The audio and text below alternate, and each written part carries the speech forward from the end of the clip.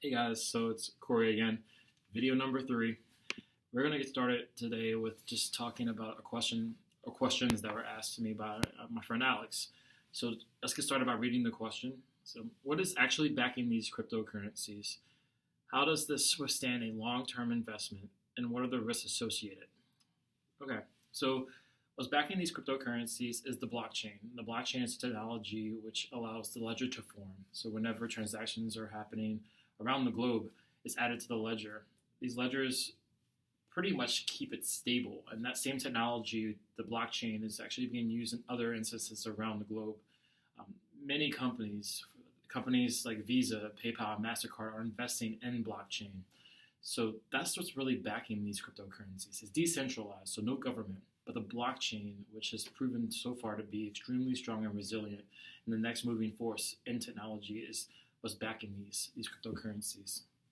Um, how does this withstand a long-term investment, and what are the risks associated? So, like any investment, there are risks. So, some of the risks that are associated with it. I mean, the currency can be blocked in the country, and then you lose profits. It could be that no vendor wants to take that currency, and then it loses profit. Um, there's endless risks, which is why the return on investment is high for these. So sometimes you can get 1,000% return, or 100%, or 50%. Um, Obviously, the greater the risk, the better the reward. So that's really up to you to determine if the risk really fits it. But there's many risks, but there's also many potential ways to grow. So let's take, for instance, Amazon decides to take Bitcoin. Because Amazon's taking it, more people are going to get it, and the price of Bitcoin is going to explode if Amazon agrees. There's currently a petition for it. Got some signatures, but I mean, that's might be down the road. But the opportunity here is great. Like any great opportunity, there's obviously risk, and that needs to be balanced with your portfolio. And once again, in the previous videos, I said only invest what you can afford to lose. And even if you can only put $50 or $100 in, at least you're in it. And the worst thing happens, you lose 50 or $100, which is like 2 concert tickets. How does it withstand as a long-term investment? I'm in it for long-term with my Litecoin investment. I purchased at 47. I think the price last time I checked is at 55. I personally believe that Litecoin and Bitcoin are going to double, triple in value in the next 2 years. There's one article that I read, which I'll put in the bottom of the video link, that predicts in 2018 Litecoin would be valued around 200 per coin. That's 4 times more than what I purchased it for. So I believe the long-term value of these investments is something that's going to be seen because it's relatively new, obviously. But in my opinion, based upon knowing the technology and looking at it behind the scenes, I think it's going to be around for a very long time. How can you really assess the intrinsic value of these currencies and propose a more analytical approach? Now, assessing the intrinsic value itself is difficult for someone to do because the intrinsic value is pretty much how people are thinking. It's not analytical, so it has nothing to do that I can tell you how can I assess the intrinsic value. That's up to you to determine. As far as analytical approach, I mean, one of the good things about having that kind of intrinsic value, people are willing to pay a certain price for it.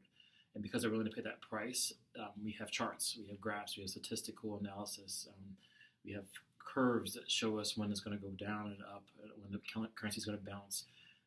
I think if you take a look at cryptomarketcap.com, which I'll post a link to, you'll see a lot of the trends, and you can take an analytical approach. There's tons of websites that dig deeper into the data and can give you that approach. I'm not going to do that on this particular blog or front just because I don't have the time or resources to do it, but I will include links that will allow you to get to that analytical approach you're looking for. Another question you said, also, who accepts Bitcoin and how is the cryptocurrency business strategy viable? Right now, Bitcoin, I put a link in the first or second video saying that you can buy a house. There's a website, Bitcoin, you can buy a house with it. You can use it to pretty much buy a lot of things. There's a story of a guy back when Bitcoin first started that he ordered a pizza with Bitcoin. The driver accepted the Bitcoin, and now that pizza that he ordered, that coin would have been like worth, I don't know, $50,000 now, or 5 Bitcoins, whatever it was at the time. So there's a lot of people who are accepting Bitcoin because the popularity is growing, but let's keep in mind that trillions of dollars are given back and forth on a daily basis. Bitcoin is about billion. So we're not at the same level as just hard physical currency. This is the forefront, and part of being on the forefront is having that risk and not everybody's going to take it. But as people do start to take it, as people start to trade with it, you'll see it increase. And I have some friends who will say, "Oh, just pay me in Bitcoin." I say, "Okay," because they hope that the value of that Bitcoin is going to be worth more versus me giving you $1 and it's going to be worth $1 or inflation happens. So it's a little bit of a gamble, but at the same time, you don't have to worry about the inflation, the policy behind it, but you have to worry about the uncertainty. It just really depends on the risk you want to take.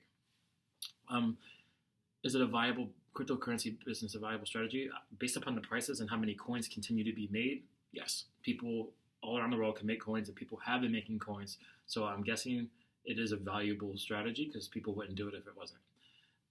Especially with companies such as PayPal or even Visa and MasterCard still leading the race in commerce and digital exchange. So PayPal, Visa, and MasterCard are not currencies.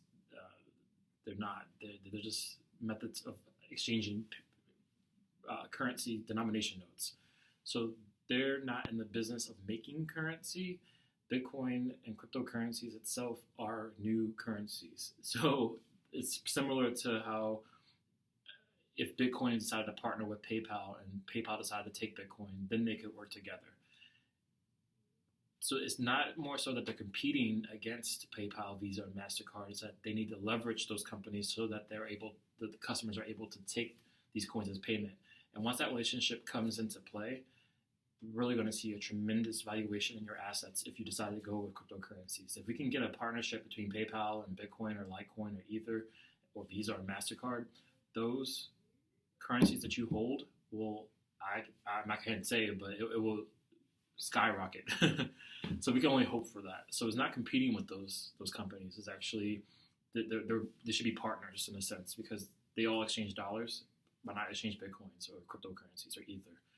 So we're looking forward to more news as far as these providers accepting the Bitcoin and more businesses accepting the Bitcoin. And every day we hear more and more stories of it. And as this becomes more and more of a commonplace word and terminology in our everyday vernacular, we're going to see more people accepting it, and you're going to see prices increase, and hopefully we can all get behind that. But once again, if the risk there is not there for you, just put something aside that you know you're not going to miss. Take a cup of coffee, $5 a week, put that away. That's $20 a month, 4 times 20, and put that into it. I mean, the worst you have to lose is $20. I'm just saying you should be in it to win it, and if you're not in it, you're never going to win.